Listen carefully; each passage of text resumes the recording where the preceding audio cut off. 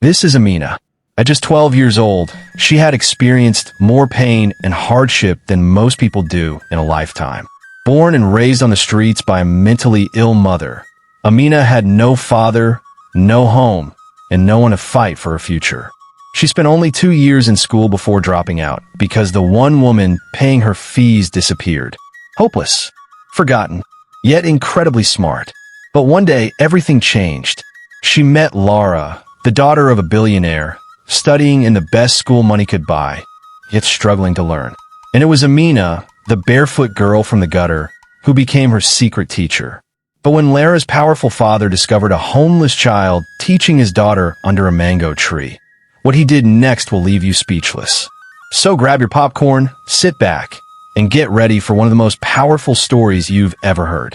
Have you ever seen a child whose eyes shine brighter than her circumstances?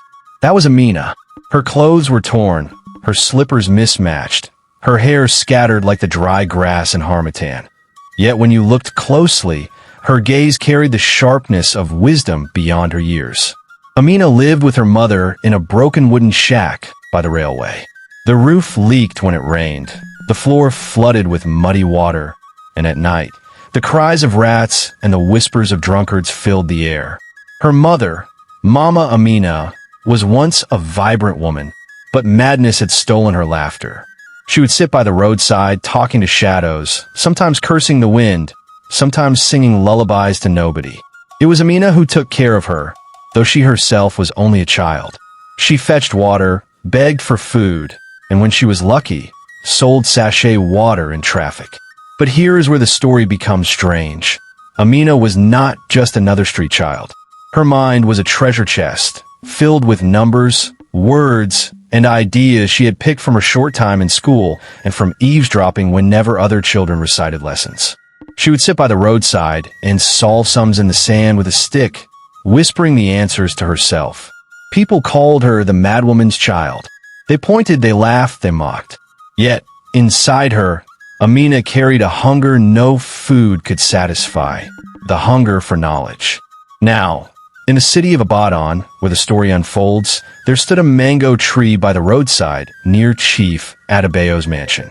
Its roots were thick like the legs of an elephant, and its shade was wide enough to cover a small crowd. To Amina, that tree was more than a tree.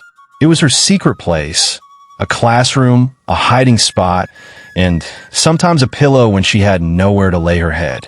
One hot afternoon, as the sun scorched the earth and the air shimmered like fire, Amina sat under the mango tree with her stick, writing numbers in the dust.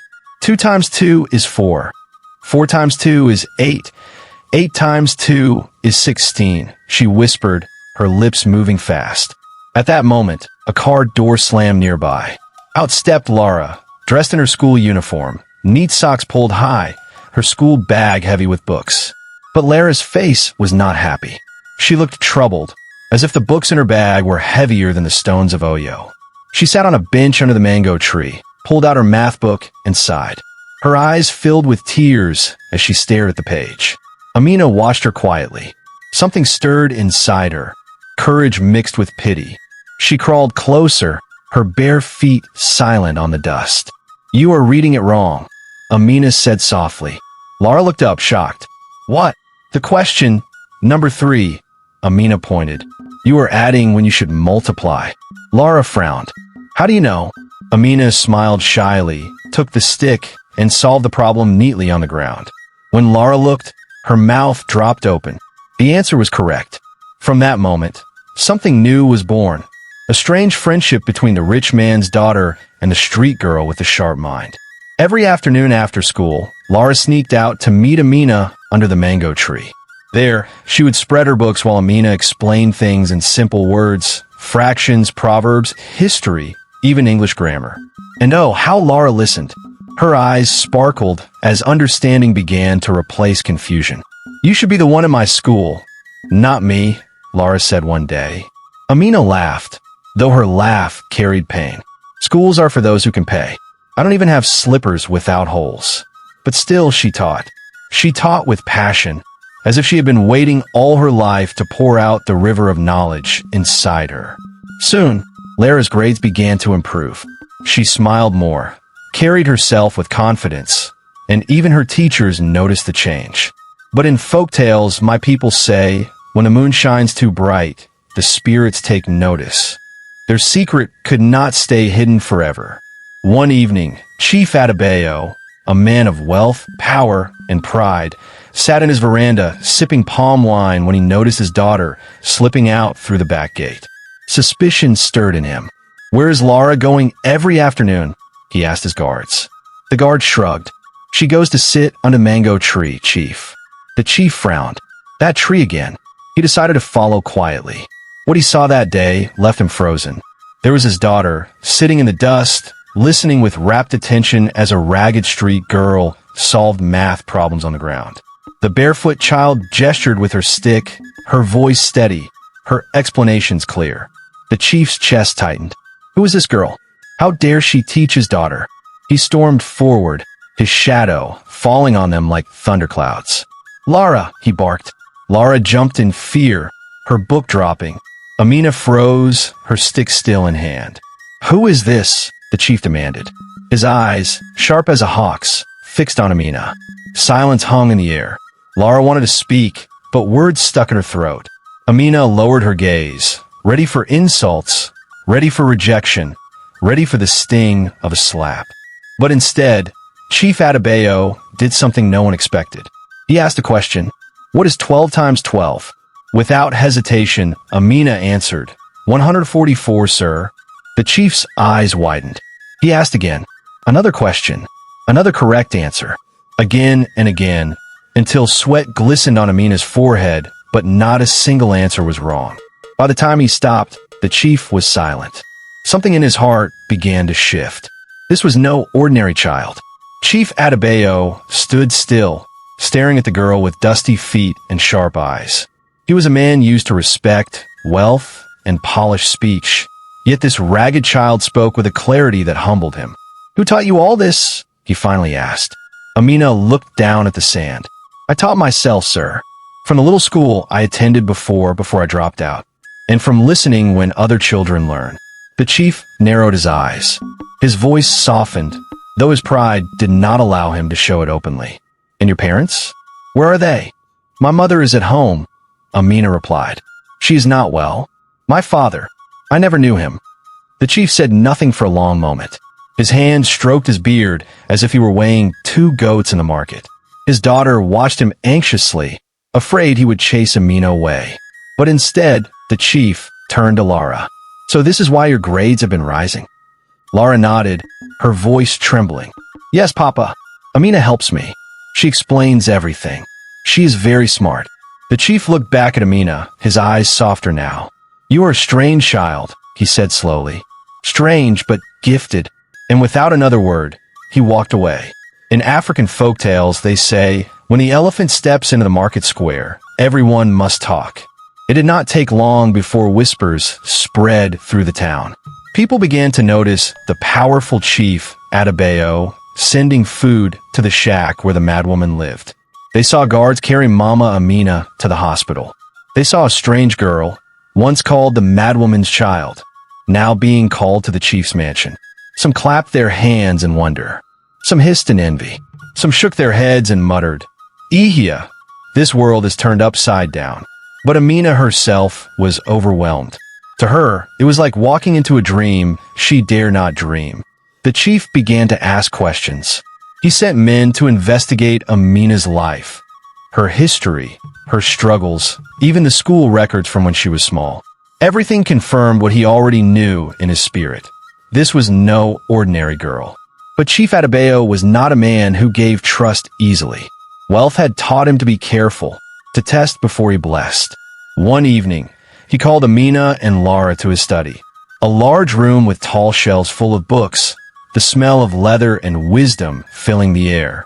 On the table lay a mathematics textbook. The chief leaned back in his chair. "Amina," he said, his voice deep, "if you're truly as gifted as you appear, solve these for me." He pointed at 3 questions, one on algebra, one on geometry, and one on word problems. Amina picked up a pencil, her fingers trembling at first. But as soon as the lead touched the paper, her fear melted. Her mind worked swiftly, her steps neat and clear. Lara leaned forward, eyes wide with admiration. When Amina finished, the chief checked each answer. Perfect. All correct. For the first time, Chief Adebayo smiled at her. A rare smile, the kind that melted even his most stubborn enemies. You belong in school, child, he said firmly. Amina's heart leapt like a drumbeat. But then sadness returned just as quickly. Sir, I cannot afford school. The chief leaned closer. From today, that is no longer your worry. You will go to school. You will learn. And your mother will get the help she needs. Tears filled Amina's eyes. She dropped to her knees and whispered, Thank you, sir. But in folktales, my people say, when rain begins to fall, do not forget that thunder may still follow. Amina's journey was only beginning. Though Amina was grateful, not everyone was happy with the chief's decision. Inside the mansion, whispers turned to arguments. Madame Funk, the chief's wife, frowned when she heard of it. You mean to tell me, my husband, that you want to bring that ragged girl into our home? Well, people say, that Chief Adebayo, with all his wealth, cannot find proper company for his daughter, except a beggar's child. The chief raised his hand. Enough, Funk. I have made my decision. But husband, think, she pressed on. We know nothing of this girl's bloodline. What if she brings shame? What if she spoils our daughter's manners? What if— Silence, the chief thundered. His voice shook the walls. This is not about shame. It is about destiny. That girl has a gift, and I will not bury it under dust and hunger. If you cannot see it, then keep your peace, but do not stand in my way. Madame Funk hissed, turned her face aside, and walked out. But in her heart, a seed of bitterness was planted. And seeds, my people say, will always grow when watered. Amina's life began to change. Slowly, the streets became a memory, though they still lived in her skin like scars. She was given a room in the chief's mansion, small but clean, with a bed softer than anything she had ever slept on. For the first time in years, she ate food until she was full. For the first time in forever, she bathed without worrying about where water would come from. And then came the day she put on a new school uniform. The white shirt shone bright, the skirt fit neatly, the shoes clicked on the floor like music. Amina looked at herself in the mirror and almost did not recognize the girl staring back. Lara hugged her. Now we are truly sisters, she whispered. But deep inside, Amina knew her journey was only beginning. Because in the land of men, blessings often walk hand in hand with trials. Life inside the chief's mansion was not as sweet as honey alone. No, my friend, it was like cola nut, bitter and sweet together. The maids whispered when Amina passed. Some giggled and covered their mouths. Others hissed softly. See this one, oh? They muttered. Just yesterday, she was hawking pure water in traffic.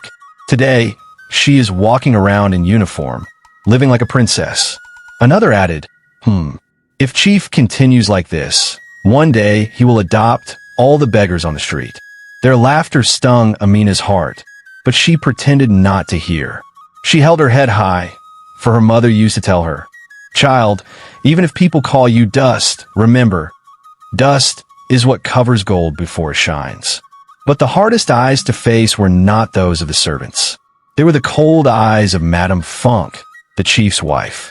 Every time Amina entered a room, Madame Funk's gaze followed her like a hawk watching a chicken. She would not speak, but her silence was heavy, sharp, and full of warning. Amina, wise beyond her years, knew what that silence meant. You may be here, but you do not belong. The first day Amina entered her new school, she felt her knees tremble like leaves in the wind. The gates were tall, painted blue, guarded by men in crisp uniforms. Children ran about in fine shoes and clean socks, laughing as if the world had no sorrow. The classrooms were bright, the walls filled with colorful charts. Amina clutched her bag tightly. It was her first real school in years. Her new teacher, Mrs. Ojo, introduced her to the class. Children, this is Amina. She is joining us today. Let's welcome her. Happy Hi Bestie. If you enjoyed this story so far, don't forget to like and subscribe and comment where you are watching from. Enjoy! Some clapped politely. Others only stared. A boy in the back whispered loudly, "Look at her shoes. They are new, as if she has never worn any before." The class erupted in giggles. Amina's face burned, but she forced a smile. She sat down, and when the lesson began, she listened with the hunger of a lion who had not eaten for days. Every word, every number, every detail, she swallowed them like food. By the end of the day, the teacher was impressed. "Amina, you are very bright," Mrs. Ojo said. But the other children? Some admired her. Some grew jealous. And jealousy, my people say, is like fire hidden under dry leaves. It will surely smoke one day. Though Amina now lived in comfort, her heart often wandered back to her mother. Mama Amina was still in the hospital, receiving treatment. The doctors said she was improving, but the madness that had eaten her mind would take time to heal. Every weekend, Amina visited her. She would hold her mother's hand and tell her about school, about Lara, about the books she was reading. Sometimes her mother smiled faintly. Sometimes she only stared at the ceiling, whispering to shadows. But Amina never gave up. "Someday, Mama," she said, tears in her eyes, "you will be well again. And when you are, you will see your daughter in school uniform, standing tall. You will be proud." Yet, in the dark corners of her heart, fear whispered, "What if Mama never becomes well? What if she forgets me forever?" One evening, as Amina sat in the study, solving homework, Madame Funk entered quietly. "Amina," she said coldly. Amina stood, her book clutched to her chest. "Yes, Ma." Madame Funk's eyes narrowed.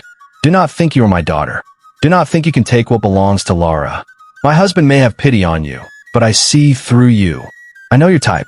You will use this kindness to climb, and one day you'll want to sit where you do not belong." Amina's lips trembled. "No, Ma, I do not want anything. I only want to learn." Madame Funk leaned close, her perfume sharp. "Good. Keep it that way. Stay in your corner. Or else," she paused, her eyes flashing like lightning, "you will regret it." Then she turned and walked away, leaving the air heavy behind her. Amina sat back down, her small hand shaking. For the first time, she realized education may open doors, but jealousy may try to close them again. It was the season of the annual Oyo Festival of Masks, a time when the whole city gathered to celebrate with drums, dances, and masquerades. Chief Adebayo, being a man of influence, was at the center of the festival. His family was expected to attend, and this year, for the first time, Amina was included. Her heart danced with joy as she wore her festival dress, a simple but beautiful Ankara gown. Lara giggled beside her, already dressed like a princess. But the festival brought more than joy. As they moved through the crowd, Amina heard familiar voices. Boys from the street. Her old life. "Ah, is that not Amina?" one shouted, pointing. "CRO, the madwoman's child, now wearing fine clothes. Wonders shall never end." The crowd laughed. Some clapped mockingly. Others whispered. Amina froze, shame washing over her. She wanted to vanish. But then Lara grabbed her hand firmly. "Don't mind them," Lara said loudly, her voice full of fire. "Amina is smarter than all of you combined. She is my sister, and I will not let anyone insult her." The boys blinked, surprised by her boldness. The crowd went silent. Amina's eyes filled with tears, not of shame, but of gratitude. For the first time, someone had defended her openly. But in the shadows, Madame Funk watched with narrowed eyes, her lips pressed tight. Days turned to weeks. Amina excelled in school, impressing her teachers, even winning a small prize for a mathematics competition. Lara was proud. Chief Adebayo was proud. But Madame Funk's bitterness deepened. She began to whisper to certain relatives, painting Amina as a threat. "She is only pretending," Funk said. "Tomorrow, she will claim half of this household. Don't say I did not warn you." And when whispers enter a house, my people say, they're like termites, slowly eating the pillars until the building shakes. In every story, light attracts shadow. At school, Amina's brilliance continued to shine. She answered questions that silenced the whole class. She solved math problems faster than the teacher expected. She even helped classmates understand what they struggled with. But one person was not pleased. Her name was Beezy, daughter of a wealthy businessman. Beezy had always been the star of the class, the one teachers praised, the one parents pointed to with pride. But since Amina arrived, her light dimmed. Who does she think she is? Beezy muttered to her friends. Just because Chief Adebayo picked her from a street, she thinks she is special. The friends giggled. Don't worry, Beezy. We know you are still the smartest. But jealousy, my friend, is a poison that does not stay in the stomach. It must spill. One Monday morning, as the class gathered, Beezy raised her hand. Teacher, she said sweetly, since Amina is always answering everything, let her prove herself in front of us all. Let us see if she's truly as brilliant as she pretends. The class gasped. Some clapped in excitement. Mrs. Ojo, the teacher, frowned. Beezy, is that necessary? Yes, Beezy said, her voice innocent but her eyes sharp. We only want to know if she truly deserves the praise. The teacher sighed. Very well. Amina, come to the board. Amina stood, her palms sweaty. She walked slowly to the chalkboard.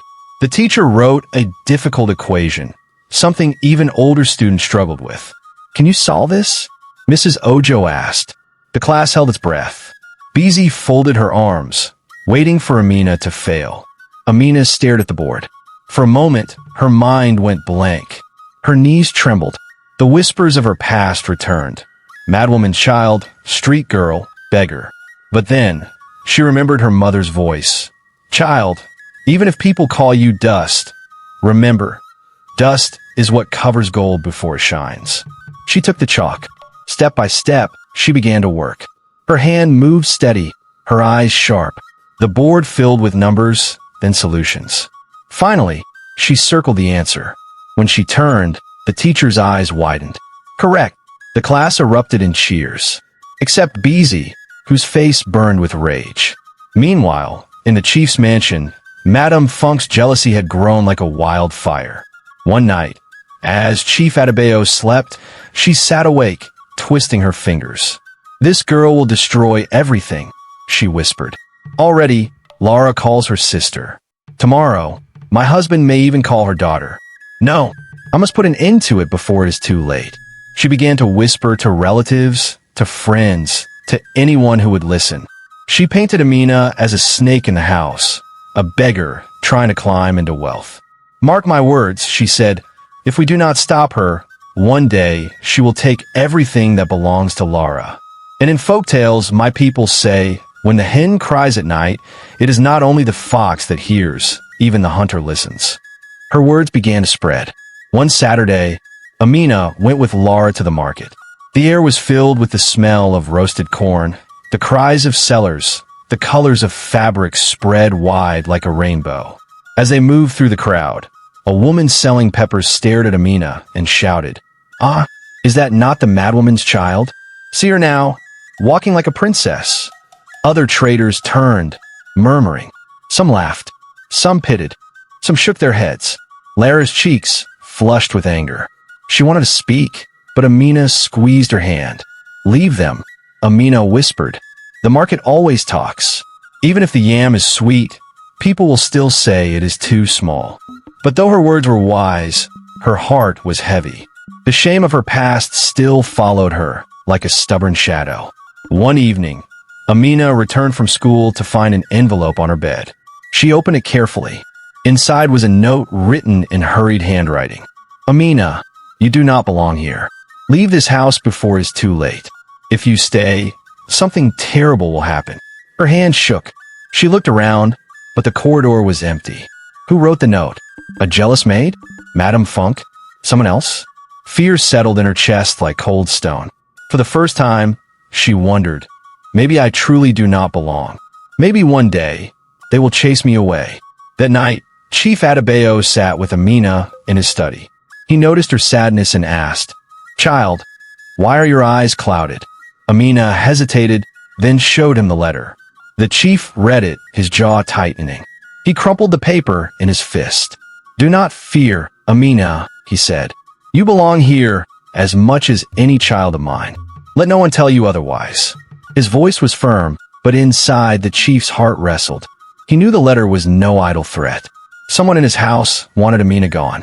And in folktales, my people say, when a snake hides in the grass, the wise man sharpens his cutlass. The chief knew trouble was coming. That night, Amina dreamt. She saw herself standing at the foot of a tall mountain. At the top of the mountain was a shining school, its windows glowing like stars. But as she climbed, stones were thrown at her from all sides. Voices shouted, "Madwoman's child, beggar, you cannot climb." Yet, each time she fell, she rose again. Step by step, with bleeding feet, she climbed. Just as she reached the top, a shadowy figure appeared, blocking her path. Its eyes glowed red, its voice like thunder. "You will never enter." Amina woke up, sweat pouring down her face. She sat in the darkness, whispering to herself, "I will climb. No matter what, I will climb." Hi bestie, kunyafu hivi kumyeshawa uruang. If you enjoyed the story so far, don't forget to like and subscribe for part 2. Comment where you are watching from and I will reply with my favorite emoji. Thank you.